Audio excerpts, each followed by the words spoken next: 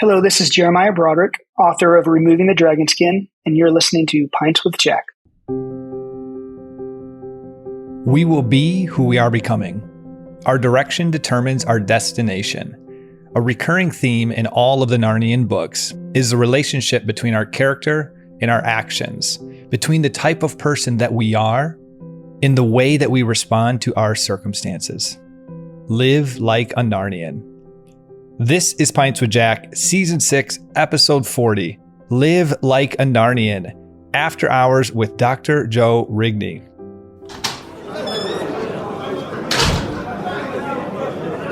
Welcome, everyone. Here on Pints with Jack, we're reading our way through the works of C.S. Lewis.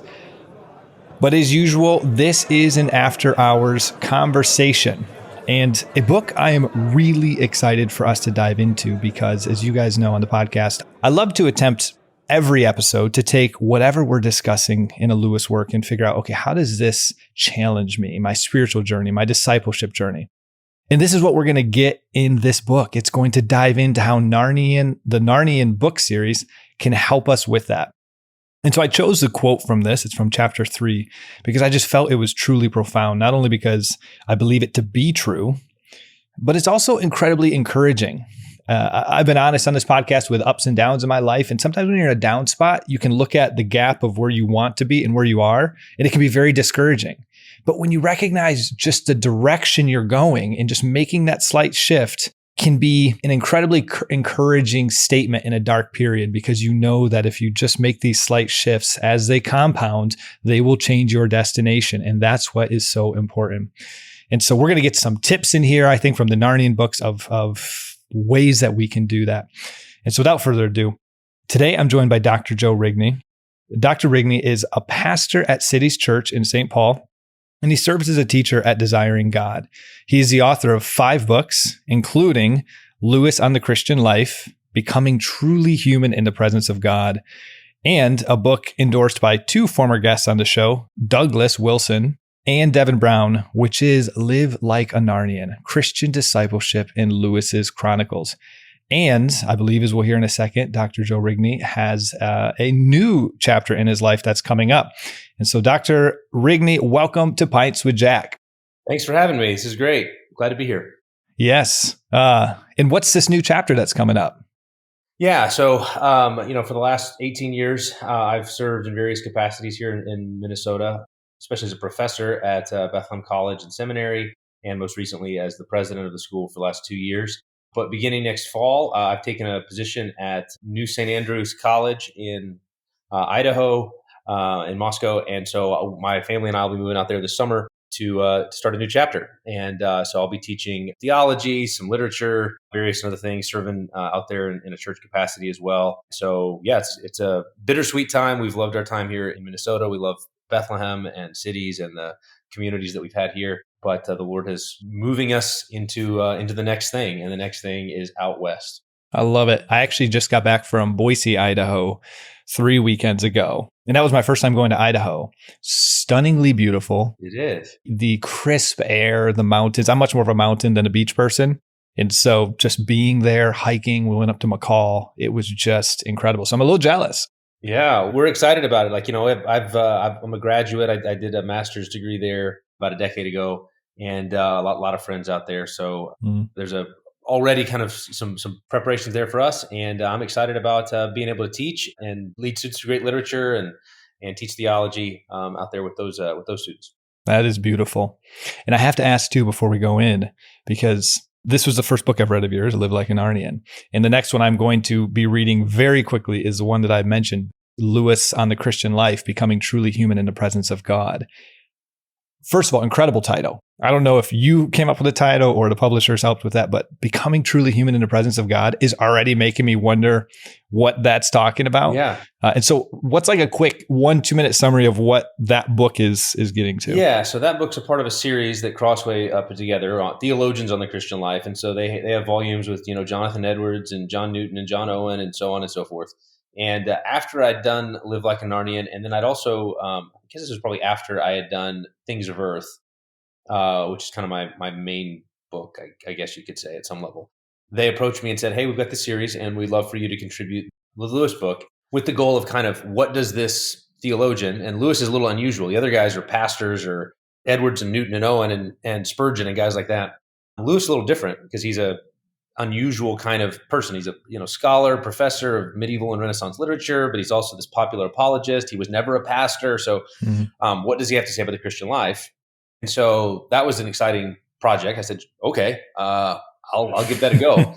And so I think basically did what it sounds like you guys are doing here on Pints with Jack, which is like read or listen through all of Lewis's works, which I did, and in some cases multiple times. Audible has this great, like all of Lewis's essays. I don't know if you've ever used I have that. Yes. So it's like 40 hours of Lewis. And so I listened to that through a couple of times, probably over the span of a year or so. I obviously I was familiar with a lot of it. But just kind of, listening and listening and listening. I'm an auditory learner. And what are the key themes that show up as he says, and it was interesting to hear the same things kind of come up again and again and again. And so as I tried to organize it, like what's the center? Because each book in this series kind of had one like encapsulating, statement, that subtitle. And as I considered it, it seemed to be that what Lewis comes back to again and again is that we're always in God's presence because he's everywhere. And he's pursuing us. And yet we're often asleep to it, numb to it, dead to it. And therefore the task of life is to wake up to reality, wake up to the reality of who God is and the reality of what he's done in Christ, and be transformed. And when we're transformed, it's not a sort of flight or escape from human life and human limitations and so forth, but is instead sort of owning them really for the first time because our sin has corrupted us. So becoming truly human in the presence of God was my way of trying to summarize what is Lewis always getting at? What is he always trying to push his readers?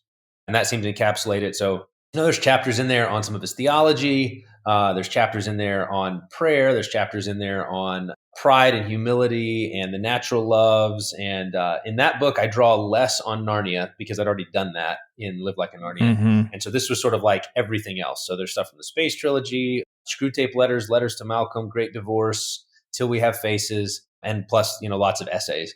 Those were the places that I was really drawing from in order to do that book. I give a talk on theosis. And at the very end, I use that quote at the end of Mere Christianity when it talks about when you lose yourself, you'll find yourself. Yeah, right. And I'm kind of thinking of that right now as you were describing all of this, is that concept of when you give yourself to God and you truly let go of your ego, he actually gives you your true, authentic self back, which is a little counterintuitive. Right. And I've always wondered, what does that look like on a daily basis? What are these practices? And so you've convinced me that this is definitely my next book. Yeah, awesome. Well, I hope you enjoy it. Appreciate it. So we usually have a drink that we're doing here. We're recording this, listeners, in the morning at like 9:30 Eastern time. And so I just have a caffeinated beverage here to get me going. Do you have anything you're sipping on? Yeah, I've got a Diet Coke. I like it. Well, cheers before we get started. There you go. Cheers. So let's start with, I always love to start in these conversations just to hear the individuals, and in this case, your first encounter with Lewis and just what role he's played on your spiritual journey. Yeah. It's a funny question because I get asked it a lot doing interviews like this or giving talks. And the funny thing is I don't have a distinct, I don't have a distinct memory of the first because I kind of grew up in a Christian home, and I assume, it's one of those, I assume that I either read or had read to me the Narnia Chronicles at some point, because I know that they were sort of a part of the mental furniture of I remember in high school probably rereading them. And I think I wrote a paper in my public high school English class on some of Christian themes in it. And so it was already sort of enough of the mental furniture of my life at that point, but I don't remember the first time. I do have a distinct memory when I was probably about 12 or 13, reading Mere Christianity for the first time and trying to explain it to my parents. It's not what I was doing at 12. I was like a heady kid, I like to read a lot and was a little nerdy and stuff like that. I played sports, but I loved to read. And I read this, and it was I guess sort of the logic muscles had not yet been fully engaged before. And this book did that. And I remember trying to explain to them the argument from the moral law from the beginning.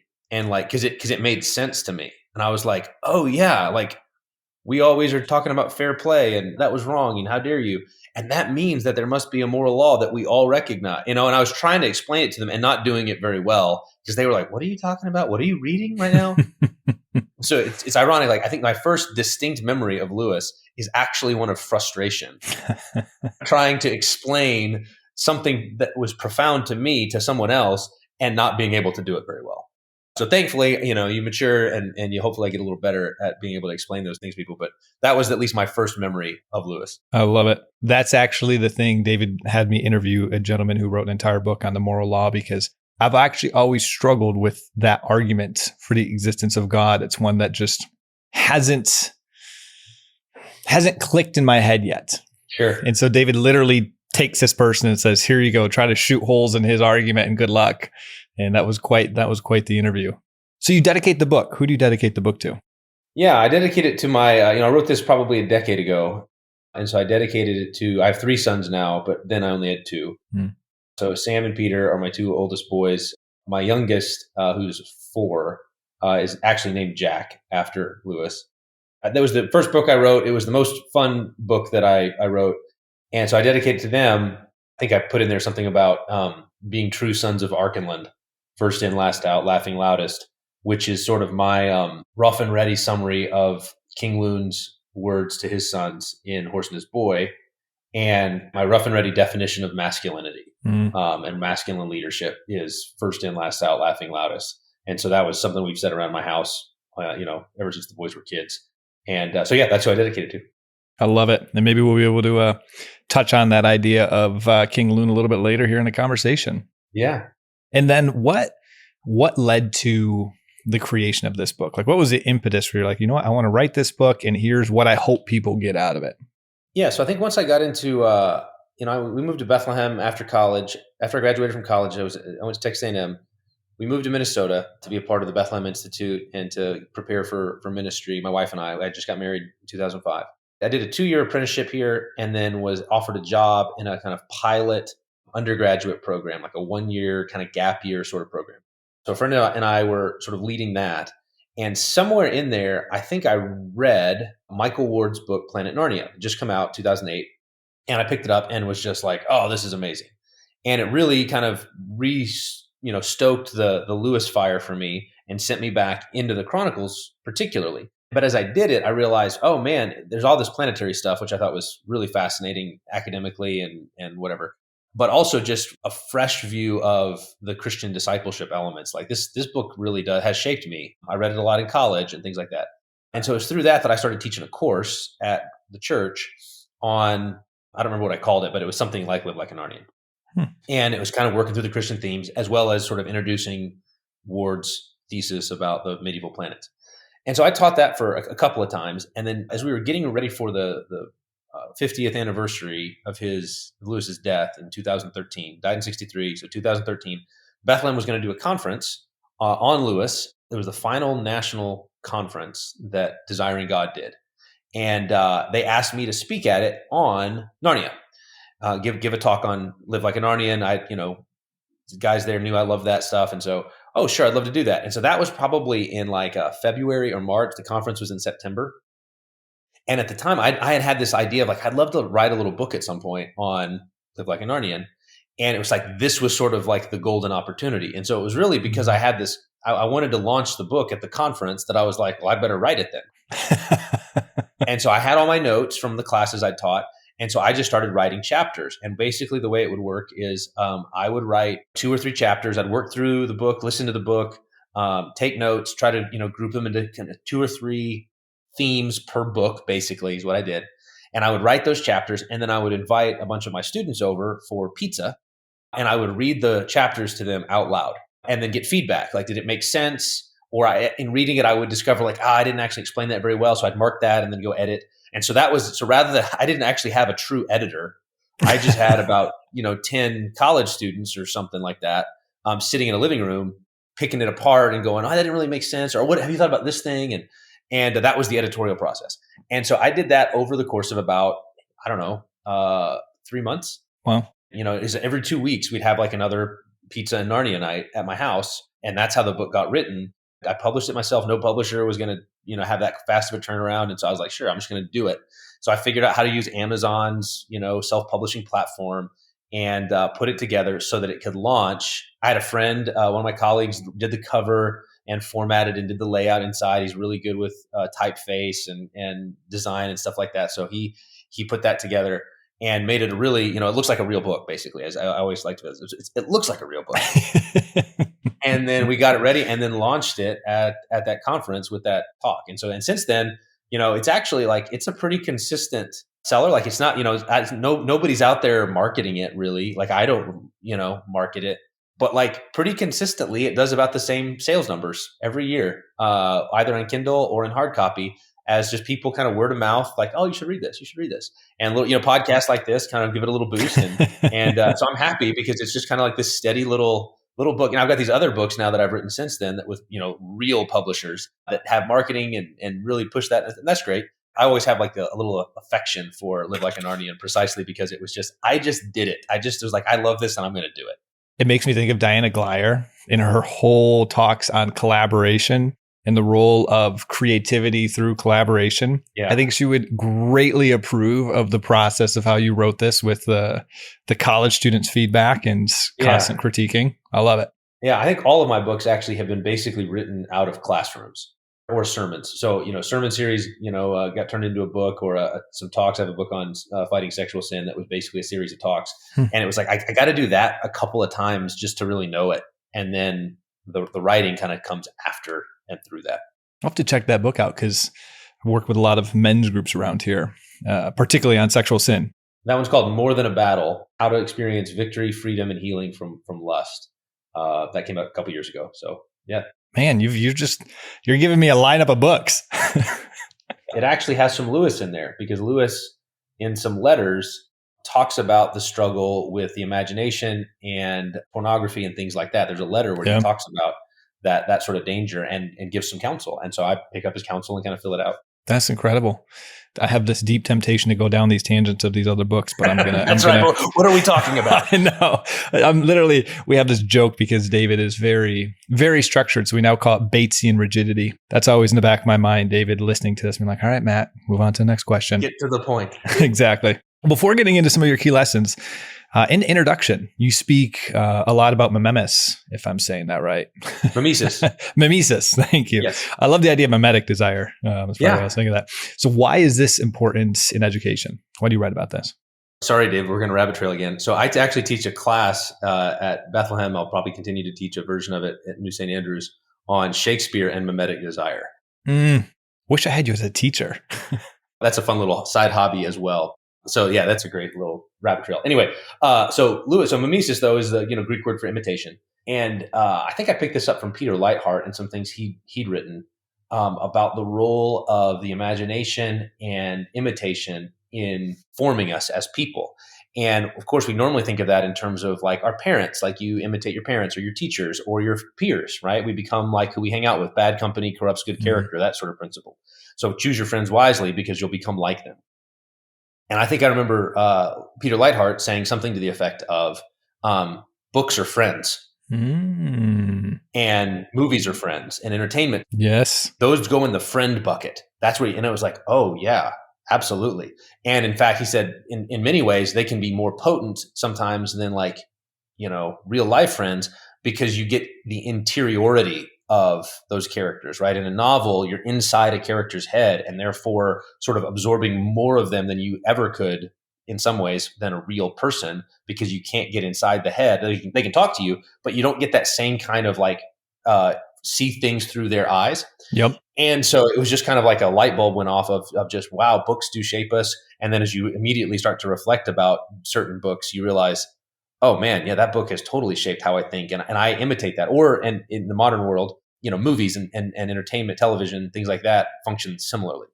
So these stories sort of shape the scripts that we play out, the way that we live. And so it's a really significant thing to think about then, if you think about your education as you're choosing your friends and these friends are going to shape who you are for the rest of your life. Yep. It kind of adds a gravity to those choices. Now you can still, you can read a lot of bad books because you don't know if they're bad before you read them. But in terms of the books that you come back to again and again and the way that you sort of lean into them and receive what they're offering, that's what authors, especially authors of fiction, are often proposing here's a proposed world. Here's a possible world. Try this on for size. Here's the way the world might be, could be. And you try that on and try to inhabit it. You suspend your belief, the willing suspension of disbelief, and enter in and you try it on. And that's a really risky process, because if it's ungodly, if it's false, if it's lies, and you try it on and like it, you can sort of inhabit that. You can inhabit that story, and much to your destruction. Or if it's a good story, it can kind of draw things out of you or put things into you that weren't there before. And so it's a really big deal to choose your friends wisely. I'm actually thinking back to your other book of the sexual sin and temptation. Yes. It's interesting. There's this program I did a number of years ago called X90 that's meant to help individuals in general with addictions, dopamine, but then also sexual sin is a big thing. It was actually developed for men, particularly before they go into the priesthood, but then they kind of expand it to much more common. And one of the big things it talks about is being very, very careful with the content you consume. Yep. And I love the way you phrase that from a medic perspective, and I never really thought about it from that perspective. But yeah, when you're the music, the podcasts, the romance movies you're watching that really normalize certain behaviors, right? You think you can rise above it, right? But it is really tough. And so this thing literally has you pretty much cut media out of your life for 90 days. It's amazing how, I don't want to say easy, because the cutting of the media is actually incredibly tough. But once you actually successfully do that, how much temptation just drastically drops because you don't have these negative influences coming into your life. I mean, it's really incredible, actually. Right. That's absolutely right. It's one of the first piece of advice in More Than a Battle is create artificial boundaries in order to starve the beast. Mm. And the idea is not, never watch a movie again, but there's sort of what's fueling this fire? And let's see if we can kind of pull some of that fuel out and sort of shrink it down to manageable size, and then you can kill it. Mm. But as long as you're just feeding it with trash and with, these influences, it's going to feel overwhelming and it won't work. So that's absolutely right. I love it. I love that we started with that. So for the rest of this, how I structured this was kind of two parts. The first part was, as I went through it, I was taking notes on every chapter, and I wanted to highlight a few that honestly, selfishly, I loved. And so I wanted to just unpack them a little bit with yourself. And then after that, we have covered, in between each season, we cover Narnia books. We've been slowly over the last 6 years going through a number of the Narnia books. And we thought we'd just take one of them and share a lesson or a theme of your choice from there. So I really want to start too right away with the chapter 3, which was the quote that I chose from, because my favorite book is The Great Divorce by him. I love that concept of heavenly, hellish creatures. I love, in a secular sense, that concept of self-authoring. Think through the future self you want to be and what actions you take to get there. And so you have this title or this quote, "We will become who we are becoming." And so how do we see this in Narnia? I think you use Edmund as that example. And what can we learn from the Narnian series on that concept of how we see it playing out, but then also how we can correct it in our own life? Yeah, that chapter is actually a really interesting one, because I do think people do gravitate to that one for particular reasons. And where it came from was realizing that every kid, when they read Narnia, has this like fantasy of like, but what if I could get in? Like, what if I found a wardrobe? Like if we don't have wardrobes these days really as much, but like if you ever found one and you're like 10, you're like, I'm going to open it and I'm going to see, because you never know. And so there's this notion of like, I really want to get into Narnia because it's such a magical place. The interesting thing is, though, the way that Lewis has set it up is Narnia is not an automatic good just because you get into Narnia. It matters what kind of person you are on this side of the wardrobe. Mm-hmm. And so, Lucy gets in and she meets a fawn and a best friend, and they have tea and it's awesome. Edmund gets in and he meets the White Witch. Like, that's the first person he meets and becomes enslaved to her Turkish delight.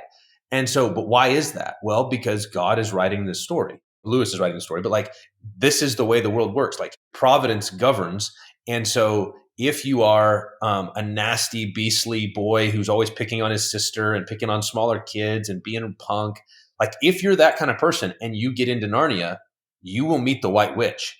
You won't meet the fawn. You won't meet, the Robin. Like you're not going to meet the good characters who are going to continue that on. You're going to reap what you sow. Yep.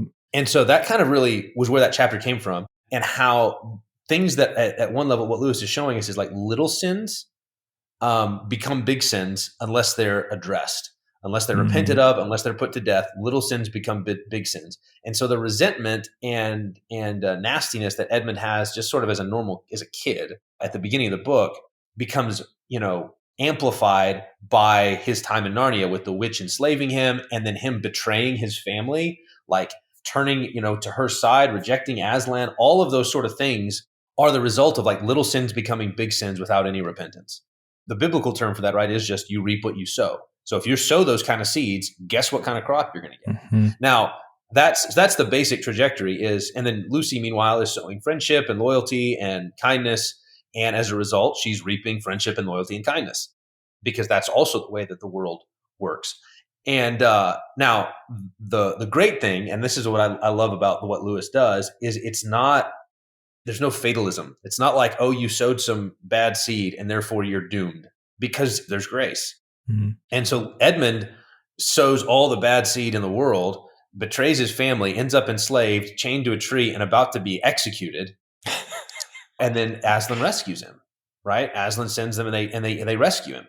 And so that's grace. That's the intrusion of God's kindness despite our sin and our folly. And so on the one hand, the quote is true. We will be who we are becoming. Like, what road are you on? Eventually, you're going to come to the end of it. That's the way that the world works. But God also interrupts and intervenes and puts you on a different path. You can turn around. It's possible. This is the whole point of what you said. Great Divorce is about, what does Lewis say? If you're going down the wrong road, the shortest way to get to your destination is to turn back and go the other way. It feels like, oh no, I'm going the wrong way. Well, don't keep going that way. Go the other way. And that's what repentance is turning back to the way you ought to be going. I love it. Let's turn to chapter 8. I brought this one in because one of my favorites, but like concepts and ideas I've heard lately is this both and idea. And what I mean is justice and mercy. Okay. It seems like today in the political world, but then also in the Christian world, you'll get these factions of it's all about mercy or it's all about justice. And a person I love to listen to, Bishop Barron, talks about how it's a both and. And you use this word, mercy without justice, that word, quote, is not merciful. And so you have this conversation on Eustace, a bit on progressivism, humanitarianism, and it just really fascinated me. And so I'd love to unpack that a little bit of what you meant by the humanitarian progressivism, what Lewis is trying to do here in Narnia to combat that. Yeah, so the humanitarian theory of punishment is something, Lewis wrote a couple of essays about this. That's the title of one of his essays. I think there's another one called maybe Delinquents in the Snow. And then it's a major theme in That Hideous String. The basic idea is this is of what was in vogue in his day, still is in many ways, is a different mode or approach to retribution or punishment or correction to crime, things like that. And the idea was basically that the retributive model, where if you do X, then you get proportionate punishment, right? So retribution is about sort of eye for an eye kind of principle. And the idea from some progressives was that's a very cruel approach to justice, is retribution. And of course, for Christians, that's kind of the core to the sort of Bible. The Bible's narrative, like, is, the law works in terms of eye for an eye. And then the substitutionary atonement works by sort of substituting and taking the retribution upon yourself. So it's pretty core to Christianity. But these modern progressives were going to be kinder and more merciful than God is. In doing so, they posited a humanitarian theory of punishment where basically it does away with that retribution, and instead it says it views crime in pathological terms. And so it's like a disease that needs mending. And so what's framed is then, okay, you do a crime and then we have to cure you of the crime. And we decide when you're cured. And Lewis rightly recognized that that is like a recipe for unending. You could do all kinds of things to people because you just decide they're not yet cured. They haven't yet been fixed. So it abolishes justice and wants to substitute mercy for it. And they think this is going to be a better way, but it actually unleashes abominable cruelties, Lewis says. Because mercy, he says, detached from justice becomes unmerciful. And so you don't think about proportionality and fitness and ordinary juries. It's all in the form of experts. It's all about healing diseases. And then what Lewis realizes is, and in fact, if part of the goal of your punishment is to deter other people from committing that crime, you don't actually have to convict guilty people, right? Like it could actually be effective to find an innocent person, give them the treatment, and it will dissuade a bunch of people from doing it, and crime will go down. But it's profoundly cruel and evil to punish an innocent person in that way. And so he just recognized that like this humanitarian theory of punishment, which was very in vogue in his day, as a replacement for the Christian view of justice and mercy. Strict justice is you get what you deserve. And then Christianity had seasoned that with, and then having pronounced the sentence, judges, for example, can be merciful. They can take into account mitigating circumstances, and they can be lenient and show the kindness, but justice comes first. And this tried to say, let's just get rid of justice and just do the whole mercy thing. And it's profoundly cruel. And the reason Lewis thought is that people who think that they think they're being good people.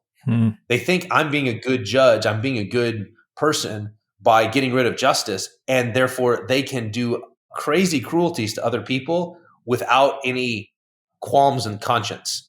Lewis's line that the worst kind of tyranny is a tyranny exercised for the good of its victims. Like this is for your good. We're fixing you, and therefore they don't feel bad about all of the things they're inflicting on you. So that's the basics now. And so then Lewis, what I argue is that Lewis kind of works some of that into certain elements of Narnia as a way of preparing us to recognize it in the real world. I like that because today it feels honestly quite applicable to a lot of the conversations. I was surprised to see that in the book in the first place, but now it's like, man, I like this. So I appreciate you unpacking that. The good example of that, I think, in a real comment, it's this little side thing, but in I think it's Silverchair, and it shows up I think a little bit in Woodland on Treader about Eustace, is his school is a progressive school. It's called Experiment House.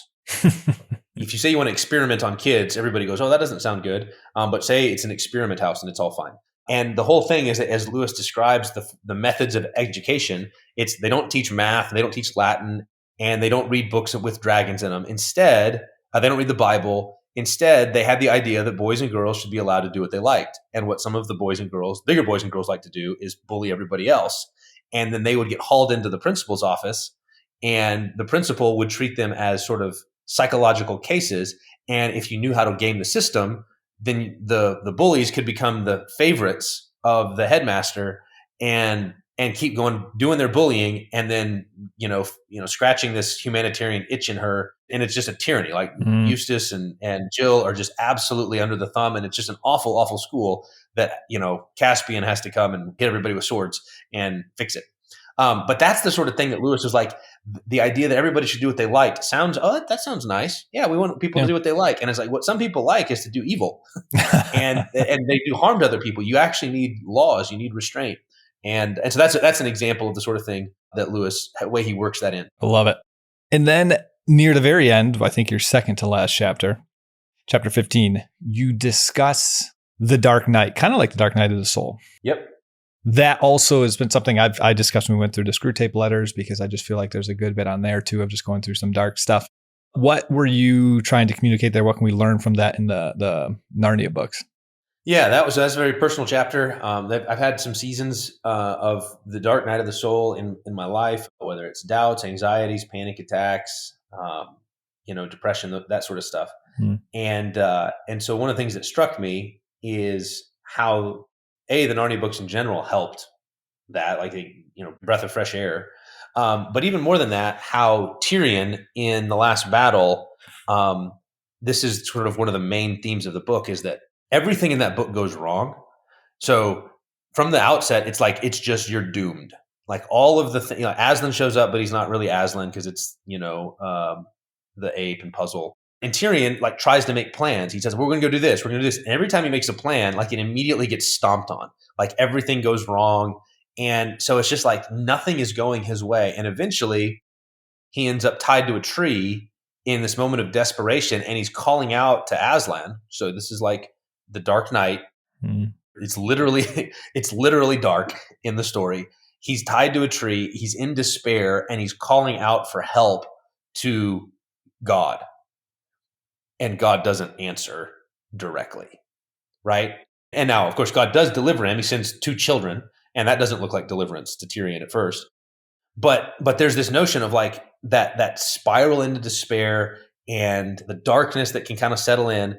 And one of the lines that I think is in there is something to the effect of Tyrion said, when he cried out, nothing happened, but there began to be a change in him. Right. So there was some kind of like, even the calling out, that the darkness just went on. Let me be killed. I want nothing. Just come and save. And there was no change in the night, but there began to be a kind of change inside Tyrion. Without knowing why, he began to feel a faint hope, and he felt somehow stronger. And it was that sort of notion that I was like, I get that, right? Like there is a way of like calling out to God. This is what the psalmist does in the Bible. He is in his despair. He calls on the Lord, and the circumstances don't always change, but there begins to be a change in us. And I think that was just hope giving for me. And then I love sometimes when I people ask me to sign their copy of Live Like a Narnian, and one of the ways I often sign it is, may you always live between the paws of the true Aslan, because that's sort of the recurring thing in that book is there's a false Aslan who, it's like a black sun. It's lies. He's selling everybody into slavery, but they continue to cling to the true Aslan. And so, we'll receive whatever, take the adventures that Aslan send us. And so that was sort of the stabilizing effect that the books have had on me. As again, back to what we said about Mimesis, Tyrion's like a friend who went through a dark night and can help us go through our own dark nights. What I think too, I loved, what I resonated with was, and I always have to be careful, I consume a lot of content to make sure I'm not mixing up something else, but the conversation too, that I believe you said, of sometimes we have to ask ourselves when we're in a dark night, are we being obedient and it's maybe a gift from God? Yes. Or is it self-induced? I mean, I guess it both technically be a gift, but one could be self-induced from our sin and it's meant to do a course correction.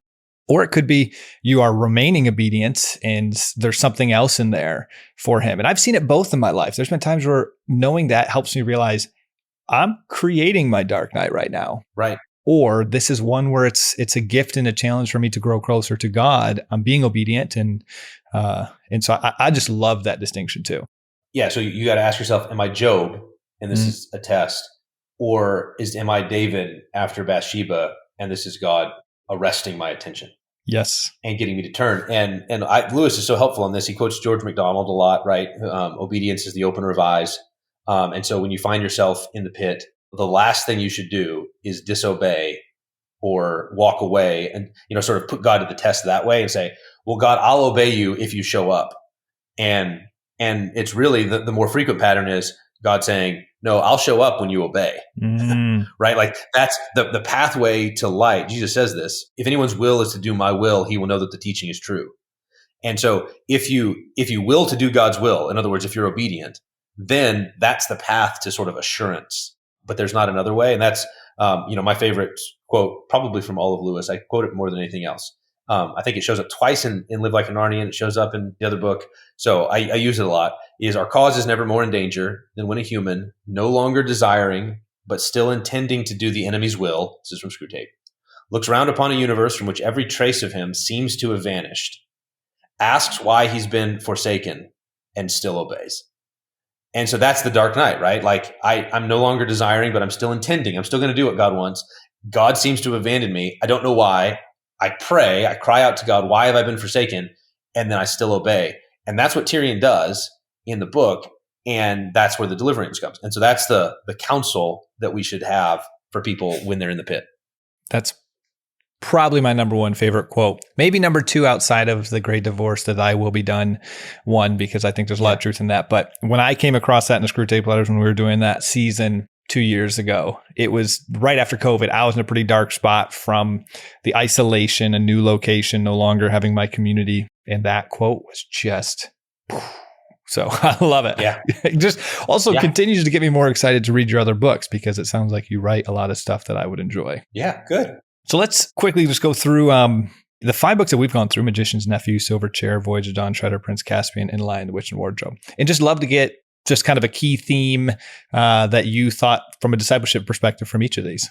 Yeah, that sounds great. Yeah, let's start with Magician's Nephew. Yeah, so I think the Magician's Nephew one that just off the top of my head leaps out is the trajectory. I mean, it's related to that. We will become who we will be, who we're becoming. Yep. And it's the way that Diggory, Uncle Andrew, and Jadis are all meant to like sort of be foils for each other.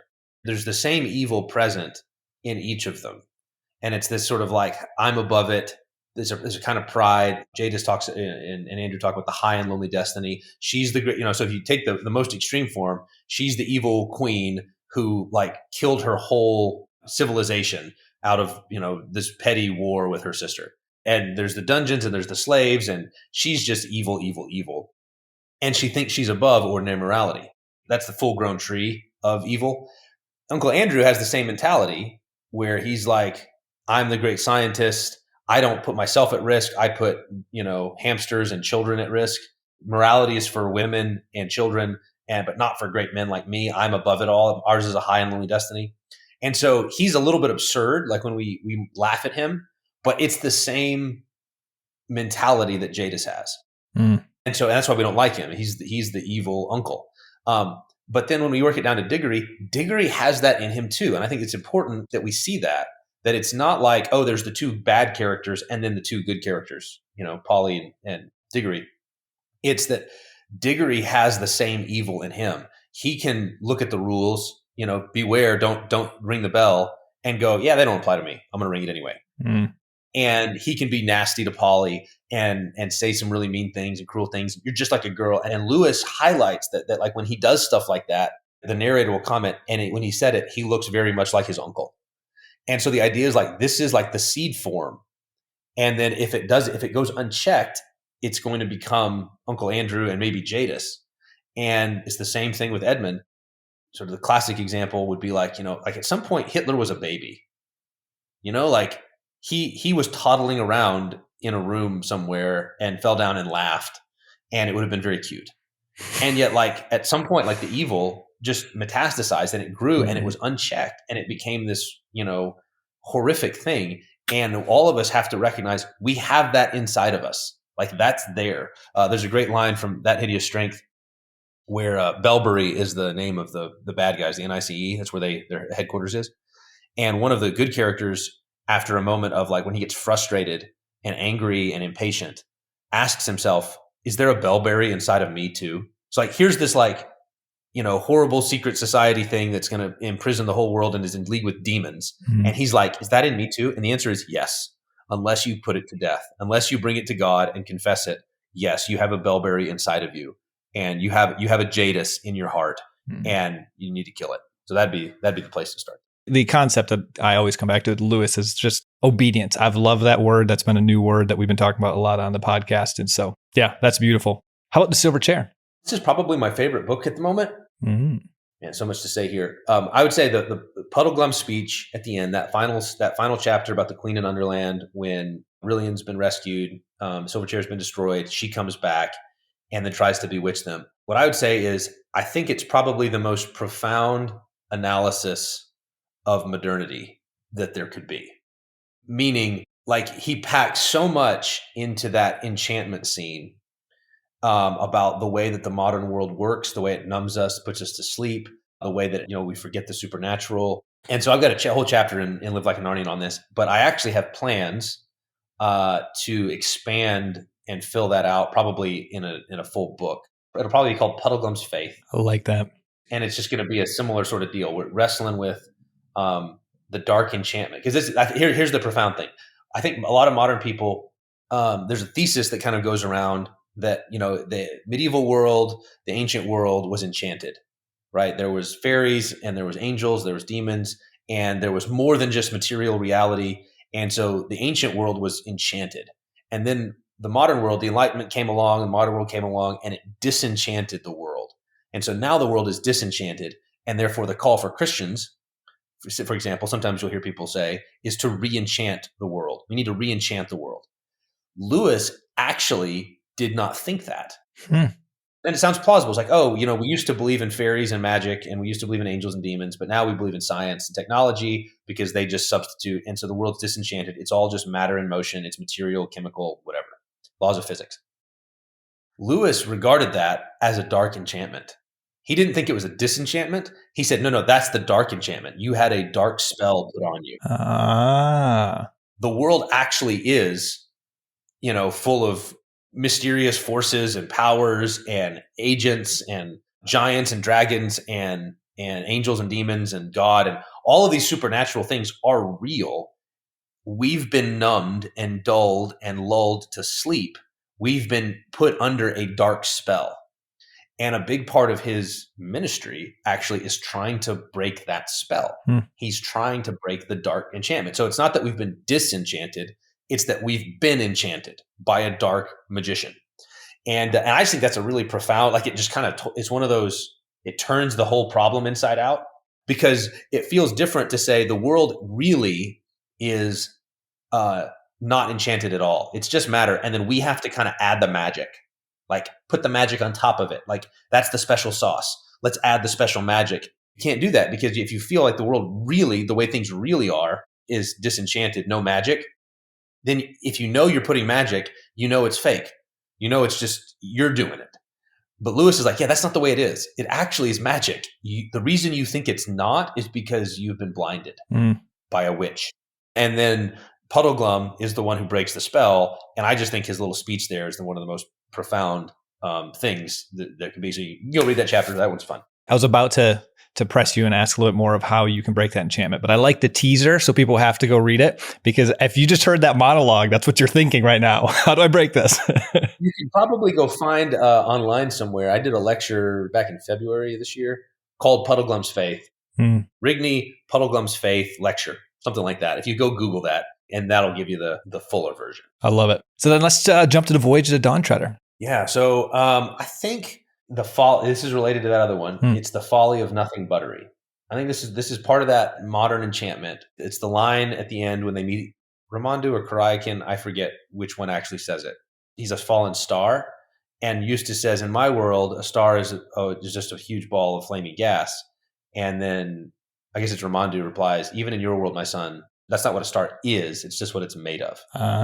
And the notion there is that our temptation in the modern world is to reduce everything to its material components.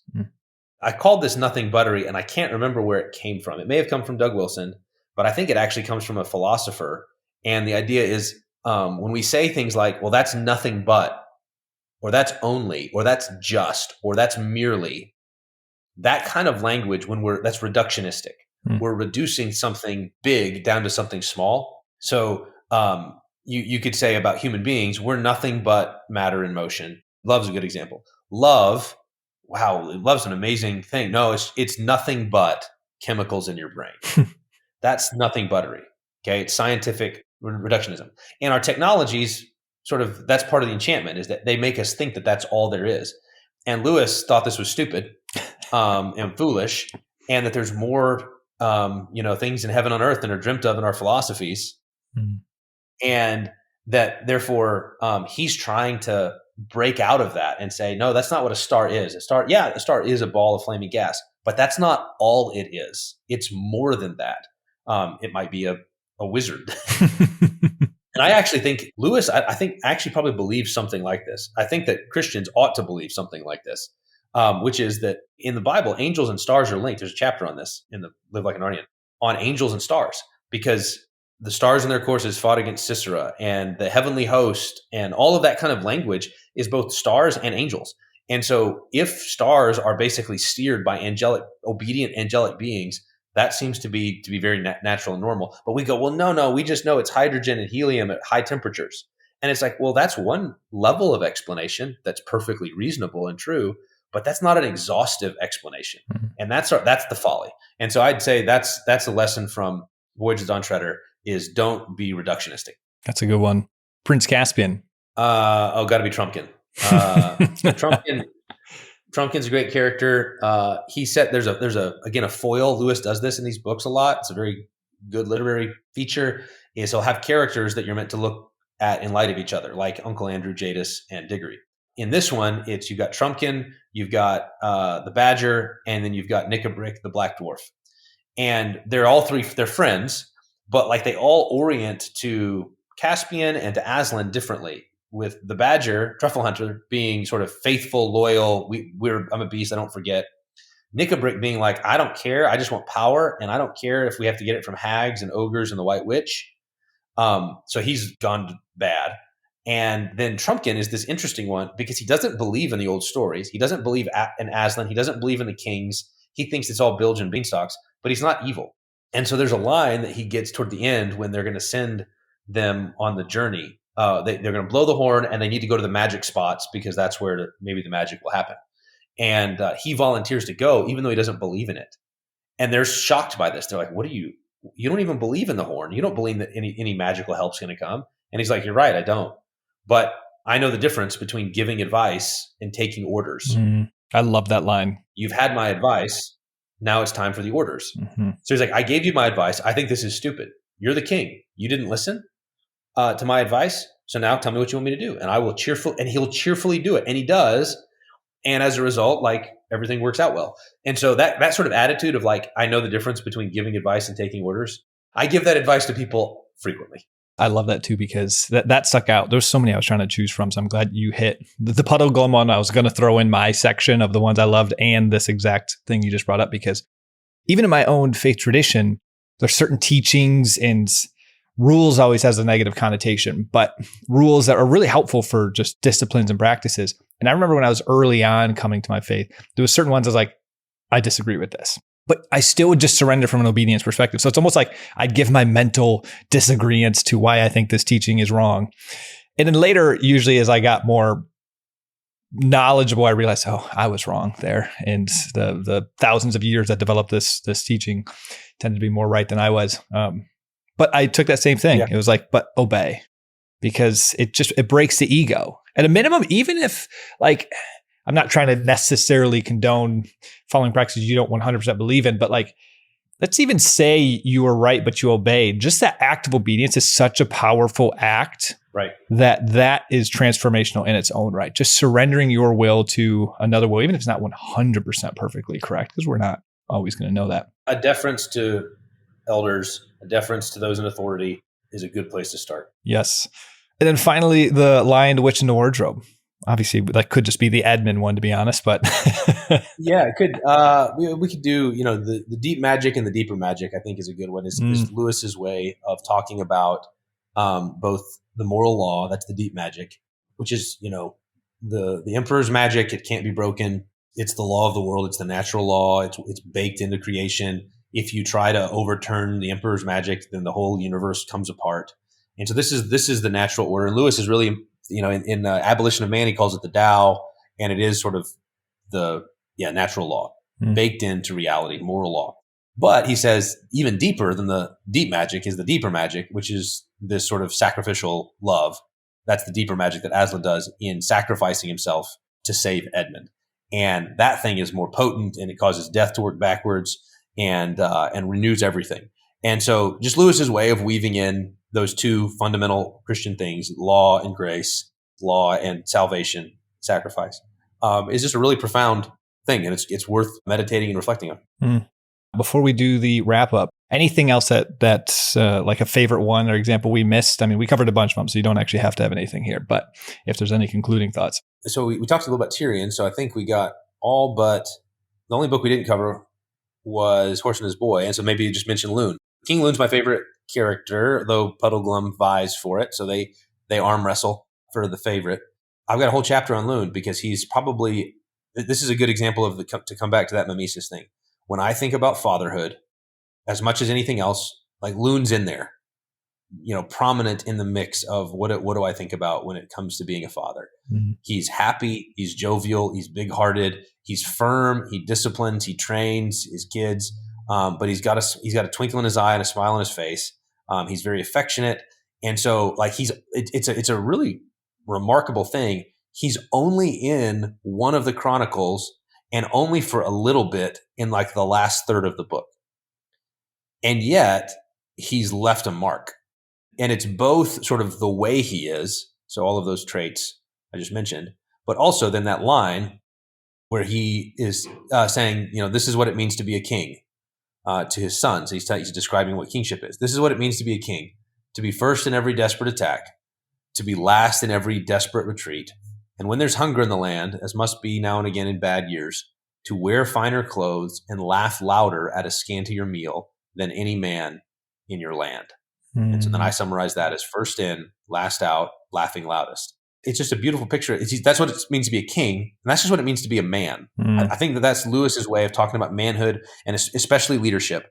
I actually think I just taught this to my undergrad students. I'm teaching a class on Shakespeare.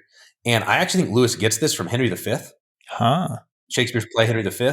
And everybody knows about sort of the, once more under the breach, dear friends, that sort of famous, today we talk about the Braveheart speech or something like that. And it's that kind of speech. And that's the first in, last out bit. But there's also a scene later where Henry's men are surrounded by the French army and they're outnumbered like 10-1. And it's nighttime and the next day is going to be the battle. And they're all just sitting there staring into the fire because they feel like they're doomed. And then Henry comes through the camp and with cheerfulness, slaps everybody on the shoulder, looks him in the eye, says, "You're my brother, you're my friend, you're my countryman. I'm glad you're here. We're going to be okay." And they says it's like the sun, shining a medicinal eye on all of his soldiers who then perk up, like the pity and self-pity and despair goes away and they're up. That's the laugh louder and scanty your meal.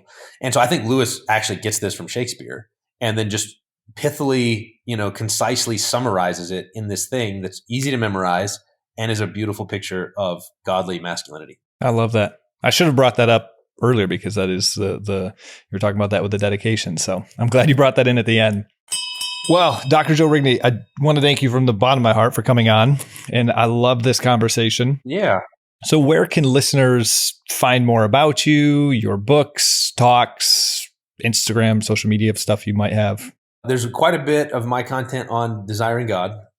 So, lots of articles, talks, various things like that. There's a bunch of chapel type messages and other sort of things at Bethlehem College and Seminary. So bcsmn.edu. There's a lot of messages there. Twitter at Joe_Rigney. And then if you're a high school student and you're interested, I'll be at New St. Andrews this fall and we'd love to see you there. I love it. Well, perfect. Well, thank you so much. And listeners, please join us next time when we'll continue going further up and further in. Cheers. Cheers.